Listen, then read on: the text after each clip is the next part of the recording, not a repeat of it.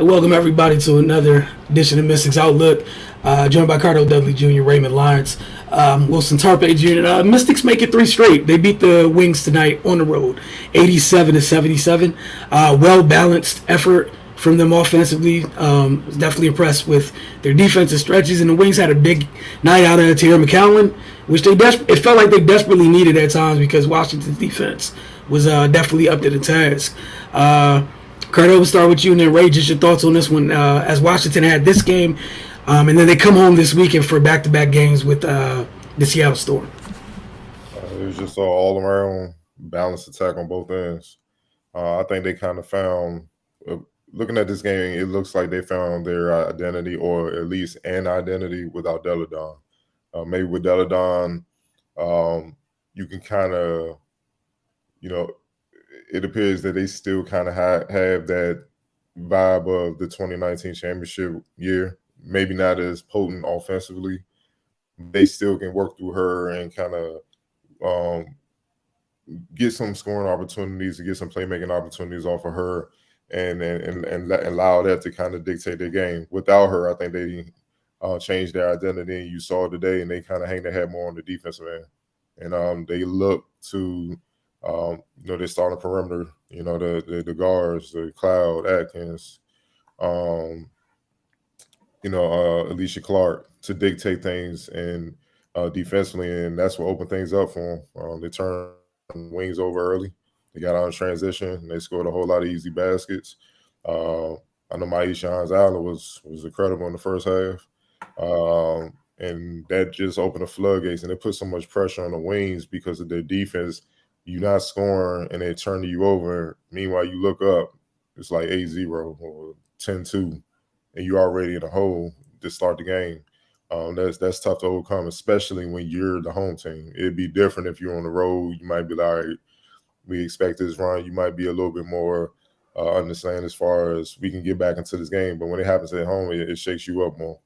And, they kept going with it. And then in the second quarter, they really blew the game over. I'm talking about the Mystics. They shot 71% in that quarter. 32 points. That was pretty much the game. They just had to not lose in the second half, act like they had a game won, and just come out there, not just come out there and act like they don't have 2 more quarters to go. And that's exactly what happened, man. Look, every starter was in double-figure scoring. That just kind of tells you how this game was, man. In 20 assists, 7 from Cloud, 6 from Atkins. McCallum, she's a beast inside. I've never heard Maisha Hans-Allen at the half talk about, man, you can't move her, like we can't move her, so we got to deal with her by committee. You know what I mean? That tells you the load that she is, and she 27 and 11. What more can you say? 2 blocks, 9 of 11 from the field. What more can you say from her? Ogabuwale, look, she had 19, but like I said, going back to what I kind of hinted at the beginning, when it comes to the Mystics, their perimeter, the defense, it's a long night. You're going to have to earn every basket because you really have nothing to go at. Who you going to go at? Cloud, Atkins, or Clark? You're not going to win that, man, and it's going to weigh you down. Mabry, 3 for 15. Lord no, Atkins, she really locked her up. And Alicia Gray, 5 for 12. That's ball game. It's not, they couldn't get any offense going. Then you pretty much turned it over. They had 14 turnovers. I think the majority of that was in the first half. Messi got out, Ryan got easy points. It was damn near flawless, honestly. They played as well as you can expect them to play without Deladon, especially being on the road, especially understanding what's at stake, and especially we all know what it is that's coming up this weekend that will dictate a lot. They came out, they handled business like a veteran team that has championship experience, that's looking to make a playoff push, and kudos to them. Right. Yeah, man, just a complete game from them. They got them out the way early. It was going to take a miracle for the Wings to come back and win this game. And with the way the Mystics was playing on both ends, that just wasn't going to happen, man. If not for Tierra McCowan, this would have been like a historic ass whooping. because she was the only constant for the Wings. You know, just she took up a lot of space, a lot of real estate down low. You know, her ability to keep possessions alive and capitalize on second chance points. Then on the defensive end, I mean, she was just there to kind of wreak havoc. You know, whenever the Mystics would get into the lane. So you know, if not for her, then this would have been 2-3 times worse. You know, because that Cardell brought up what the Mystics did to the Wings backcourt. You know, they had them in hell. You know, they were a combined 14 for 44. And you can't win that way. Especially with what the Mystics was doing offensively. They end up shooting 56% from the floor and 60% from three for the game. They couldn't stop them and they couldn't score on them. So that's why the final score looked the way it did. Yeah, this is you know, the Mystics look like they're locking in and preparing for this final push before the postseason. You know, it definitely helped that they just got a week off, so their legs were fresh. You know, they had a lot of time to kind of recalibrate and prepare for this stretch. They got 4 games in 6 days coming up, so that's going to be brutal for them. But and this you know, this is a important stretch. You know, because these 2 games coming up against Seattle, you know, they'll be able to you know, to overtake them in the standings if they handle business. And then the following Tuesday, they got the Aces, which is one of the best teams in the league. So, so yeah, man, it's good to see them like really lock in like this for a game, especially against a team that's gave them a little bit of trouble this year. They had split 1-1 so far this season. So, yeah, for them to come out and just totally dominate them like this, it you know, it speaks volumes to where they are mentally, you know, as they prepare for postseason.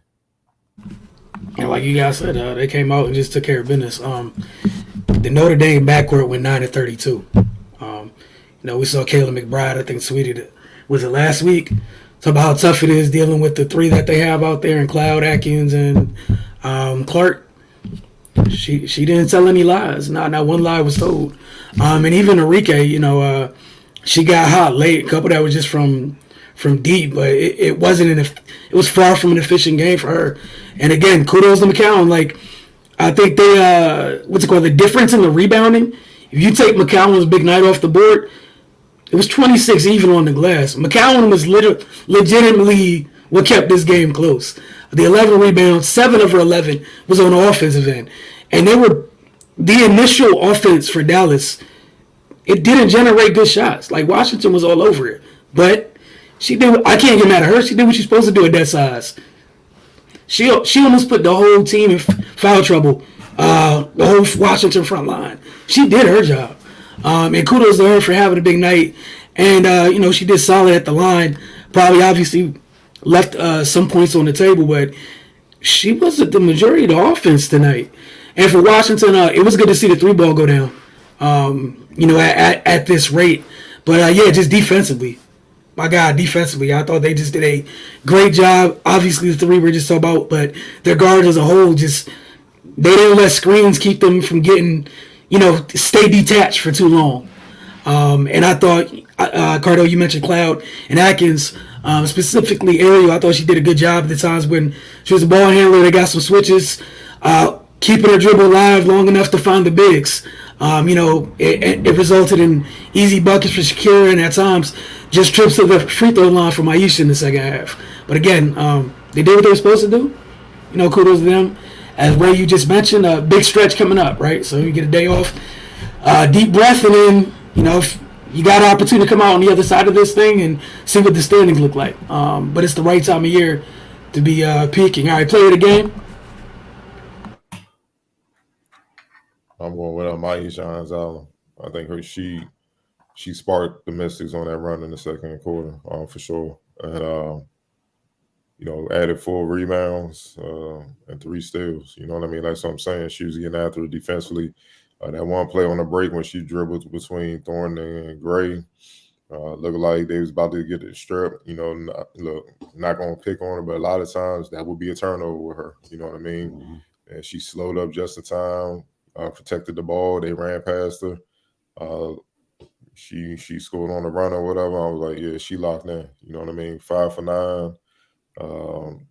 Left a couple free throws out there, but whatever. Defensively, like you said, having to deal with McCown was having to help, but still being locked in. You know what I'm saying? Keeping Thornton off the boards. Thornton is a menace, especially on offensive rebound. We all know, like we just said, that the Wings backcourt was missing a lot. So this was a game where Thornton could have really impacted this game. But Maisha Hines-Allen didn't let her. She took away one of her strengths, and meanwhile elevated her play offensively. I think she came in averaging 8, 14 points. She was one of the main sparks, and that elevated her game to help the Mystics get out to that big lead in the first half, and a big part of the reason why they won. Right. Yeah, I doubled down on Maisha. A lot of people contributed tonight, but yeah, she pretty much put the punctuation marks on the game. She started quick. Then in the second quarter, when they kind of got him up out of there, she was the catalyst for that as well. So yeah, she'll get the nod from me. All right, on the X Factor, Ray, we'll start with you and then Cardell. I go Ariel Atkins. Just what she was able to do on both ends. That, like I said before, the Wings guards have given the Mystics trouble, so far this year. But not today. And of course, there were other people that contributed that. But Ariel, man, just her, she's a pest out there.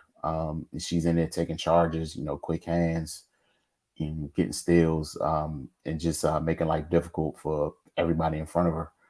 So yeah, I'll go with her for X Factor. Cardell. I'm gonna go with the Mystics perimeter defense. Like we said, they shot the Wings shot 14. If you add the reserves, they shot 14 of 48 from the If you add the reserves, Harris and Burton, along with the starting Gray, Mabry, and Ogbowale, they was 14 to 48.